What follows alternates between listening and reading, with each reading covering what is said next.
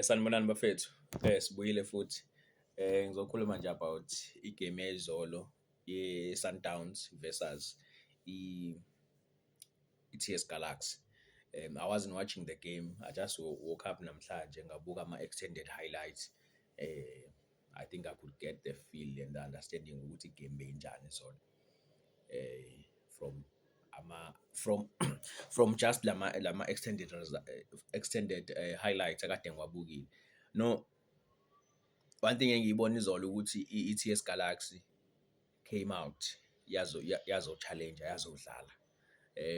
And I think we are witnessing the rise of ibhola lasemzansi back to its former glory, where ama team are not respecting ama opponents so much that bazovele bahlale nje banikele ngo 3 points wabo. Umuntu uma efuna ukuthatha u 3 points fana ulwele manje, and we are witnessing leyo nto leyo. Even though umehluko emagemini amaningi, you can tell ukuthi it's either quality coaching, quality training, ne-quality yabadlali, ne-depth ye-squad esuke leyo team inaso. But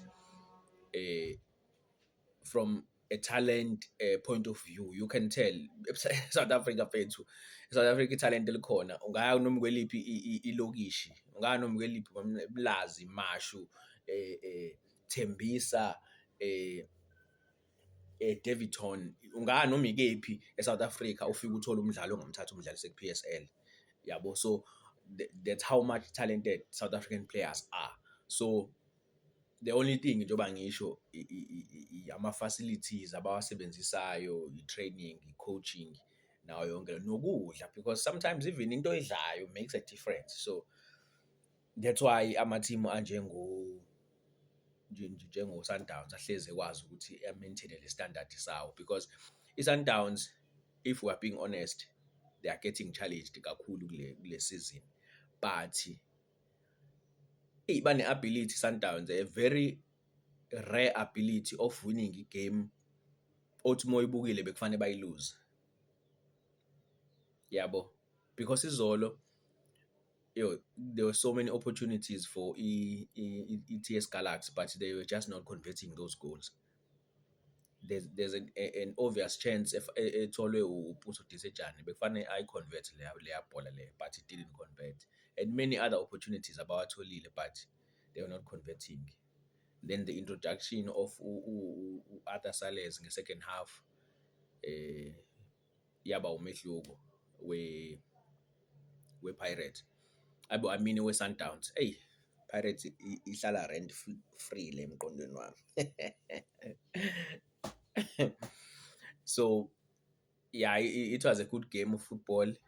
Ngicathi ebebebukile ba-enjoyile. I didn't get to watch the whole game.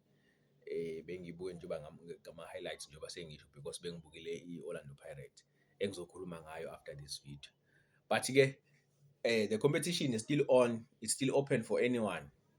Sundowns, local leaders as usual. Pirates emva kwabo, Kaizer Chiefs emva kwabo.